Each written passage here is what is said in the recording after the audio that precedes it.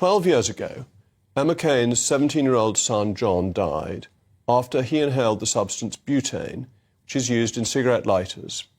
Emma has been campaigning to ban the abuse of substances like butane and the more commonly used nitrous oxide, often known as laughing gas.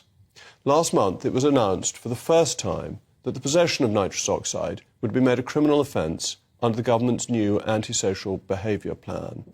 And I'm honoured to welcome John's mother, Emma, to speak to me now. I think she's been so brave to come in because it must be so hard for you, but so important to campaign for this ban after the death of your son, John. Yes, it's something very, very close to my heart.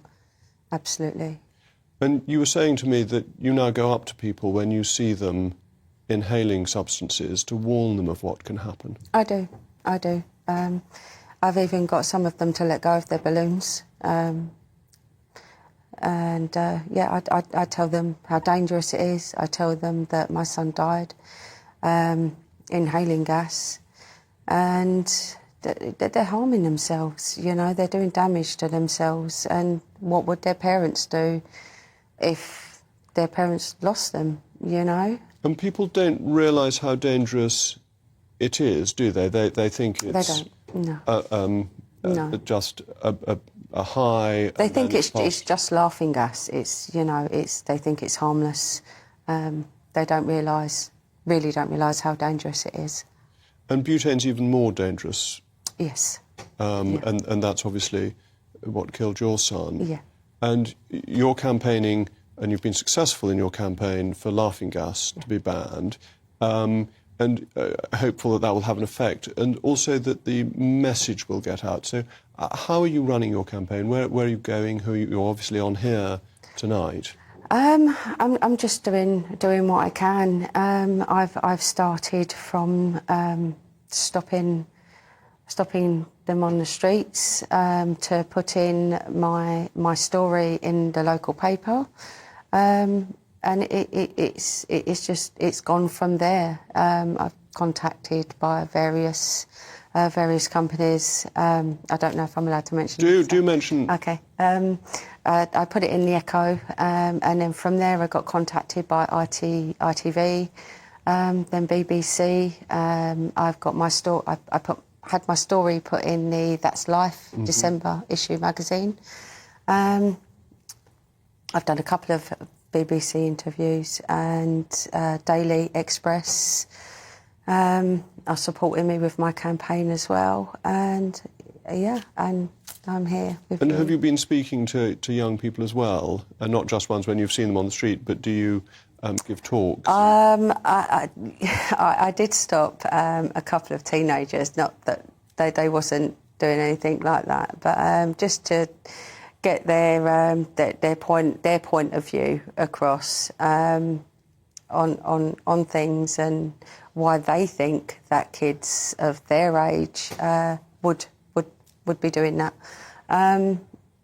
Because you know, it's important to get their view and why they're doing it, you know, because only when you know the root cause of why they're doing it and help them with that, you know, you can help them to And move why forward. do you think people are doing it? What is the incentive? I mean, obviously I don't know the exact reason for why every teenager is doing it, but, you know, there's lots of reasons. It's mental health, you know, you don't know what they've been through in the past. It could just be that they're just having fun, you know, and they don't realise the dangers. And there's a lot of parents out there that actually don't know the dangers, which means that they can't tell their kids of the dangers. And, you know, it's, yeah. And the ban will at least reinforce the idea of a danger, because obviously people take drugs that are illegal as well as legal highs, but at least it's highlighted that there's a danger and that there's a risk. Absolutely, that possibly yes. John didn't realise. No, John was just having fun with his friends. He didn't realise, you know. In regards to the ban, that's more to give the police the powers to be able to deal with the dark side of it all. Because, you know, at the moment, they've hardly got anything, you know. They're clutching onto what powers they can get to deal with it, but now they can. So that was more really that the side of the ban that, you know, that they can deal with. I know it's already gone underground. You know, these experts are saying, you know, well, you know, you're criminalising people and it's going to drive it underground. Of course it's going to drive it underground. You can't cure it. You know, as much as I would love to wave my magic wand and, you know, stop any parent from having to go through something like that, you know, it's going to go underground, but it already has. They're already selling it illegally because they're putting it in bags with a packet of balloons before the people walk out of the shop. So they're already selling it illegally, But you know? at least the police now can do something, Yeah. can stop it, Yeah.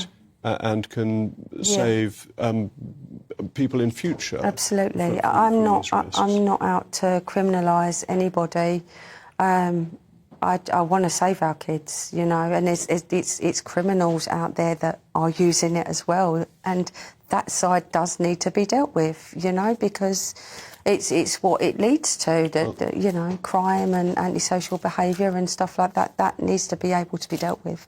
I think all my viewers will be full of admiration for your courage. I think it's so brave when you've suffered a tragedy like this to come on public television to save other people. I think it's truly noble. It's what you would want me to be doing. Thank you so much for coming on. You're welcome.